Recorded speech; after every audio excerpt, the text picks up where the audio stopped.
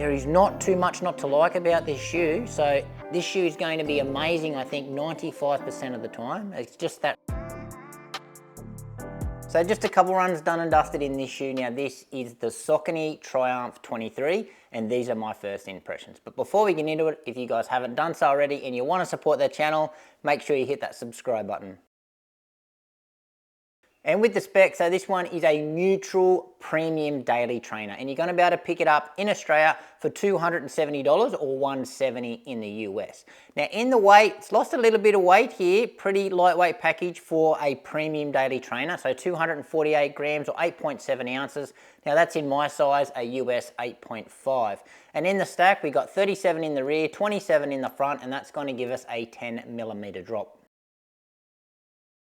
And in the upper, so the material that they're using here on the website states that it is a engineered mesh. It kind of looks like a bit of a jacquard knit to me, but either way, it's super premium. It's quite flexible.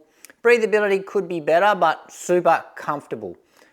Really solid heel counter at the back, a plush amount of padding around the heel collar, and a super plush puffy tongue. Little Achilles flare on the back here. We've got a gusseted tongue, which is really nice. We've got big plush puffy laces that do feel quite premium. Had no issues with those coming undone at these early stages. Now standard eyelet system, just reinforced eyelets down either side. You can do the runner's knot in this shoe. Lockdown, excellent. So one of the best lockdowns I think from my first few runs I think out there. I loved it. Midfoot lockdown, perfect. No heel slippage at the rear. In the fit, I'm gonna say dialed in too. So true to size in the length. The width feels normal. So yeah, usually Saucony shoes are a little bit narrow for me, but not the case here. Yes, my toe does rub on the outside, like it does not rub, but it does touch the outside of the shoe here where the pinky toe is, but no irritation whatsoever. But most shoes do that with my pinky toe. Good amount of toe box volume as well. Step in comfort, I'm gonna say excellent. And build quality, again, yeah, really nice here from Saucony. And we've got an updated outsole design here on the bottom. So less rubber, the rubber now is more segmented off and they're quite clever with how much rubber they use and where they've placed it. So majority in the forefoot there and in the high wear areas at the back. But as I said, it's all segmented, so it's gonna let the midsole breathe a little bit, not restrict it in any way, which I think this shoe does need.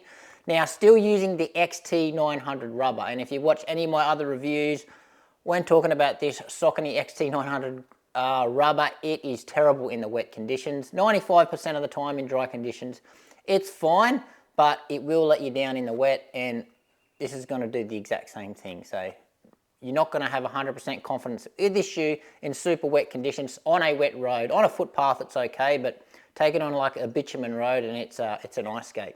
Now, durability wise, XT900 rubber does go all right, so we're okay there. Another little feature here while we're on the bottom of the shoe, they've got a nice little groove here on the bottom. Like it's not a super huge cavity through the middle like you'll find in the Nova Blast. It is quite gentle, and I think that does, or it strikes a really good balance here, providing a little bit of bounce, but also not taking anything away from the stability of the shoe. And in the midsole, so the foam they're using here is their PWRRUN PB. Now you're going to find that in the Endorphin Speed and also the Endorphin Pro. However, it's a different formulation, so it's not going to be as responsive and as springy as that. Certainly feels a lot more softer to the touch. Now, within our midsole foam, there is no plate in the shoe, and flexibility-wise, there's a little bit of flex in this shoe, and I could certainly feel that on the run. A little bit of twist left and right, but I'll go on to the stability of the shoe later on in the review. Now, geometry, we've got a 4-foot rocker here, as you can see, so a little bit of curvature there. I'm going to say it's at that later stage in comparison to other shoes on the market. It doesn't feel like an overly rockered shoe, and I think that's just because the rest of the shoe just feels quite flexible, but certainly no slappiness in the ride here. And in the ride, well, I must say I am pleasantly surprised here because although it's soft, it's got that energetic softness about it. So I have described other shoes like that. So what I mean by that is it's got a fair bit of sink into the shoe, but the rebound is quite fast. It's quite springy. So you don't feel like that you're losing energy coming out of the shoe because they are so soft. But this one's definitely not mushy, but certainly soft. I'm going to say springy. A little bit of responsiveness. It's super comfortable though, very comfortable ride. As I said, it's a flexible shoe as well, so you feel quite natural when you're running in the shoe, and surprisingly feels quite nimble on the foot. So it's a well-balanced shoe, doesn't feel heavy at all, and that probably says to me that it's going to be pretty versatile if you want to pick up the pace a little bit in it. So it's also a very consistent ride, so regardless of where you're striking in the shoe, you're getting the same sort of feedback. So a little bit different to the shoe I recently reviewed, like that Salomon Aero Glide. So if you hit that, if you're pronating in that, you're going to have a sidewall collapse, and you sort of got a different feedback, like where you were striking in the ground. But this one's pretty consistent regardless of how you're striking in the shoe. Very impressed there. But yeah, nice big wide base, pretty safe, feels stable to me, not feeling unstable at all. But yeah, overall, pretty impressed here. What I'm liking in this shoe so far is certainly the ride. Love the feedback of the ride. Love how comfortable it is. Also love the weight of the shoe, especially being a premium daily trainer. It feels super nimble, very light. Also love the lockdown as well. And what I'm still figuring out is why Saucony still keep choosing to use the XT900 rubber. It's time for an upgrade. So get on the phone, find out what Puma are doing, and then just copy. Maybe send in a spy and steal their rubber formulation, because this one, it definitely needs an upgrade. And just wrapping up my first thoughts here, well, again, I must say that I am pleasantly surprised again. So quite impressed after my first few runs. So I really love the feedback of that ride. I love, it's got this little pop and responsive. It's got this little aftertaste about it after you're rolling through your foot strike.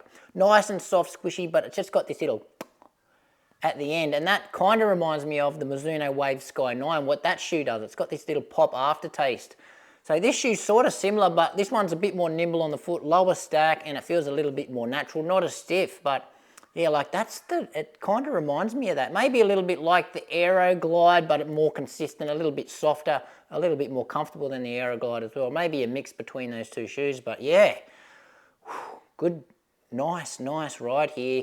And I love this new, love the upper, so I love the amount of padding on it, premium daily trainer. It's super comfortable, the fit is dialed in, and that lockdown. So yeah, there is not too much not to like about this shoe. So this shoe is going to be amazing, I think, 95% of the time. It's just that outsole rubber is just going to let you down on a wet day. But apart from that, man, yeah, good signs with this shoe. So daily trainer, yes, like predictions, it's going to be one of the best daily trainers on the market, I think. It's good, certainly up there with the best, I think, at these early stages. But in versatility as well, this lightweight, it feels so nimble, it's well balanced. So I think it's going to be okay if you want to pick up the pace a little bit in this shoe as well.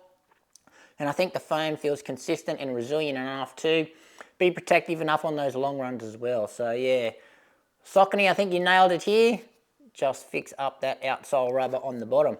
But anyway, guys, that's it from me. Any questions you've got regarding this shoe, how it compares to anything else, just hit me up in the comments. Thanks for watching. Make sure you give this video a like, subscribe to the channel, and we'll see you next time.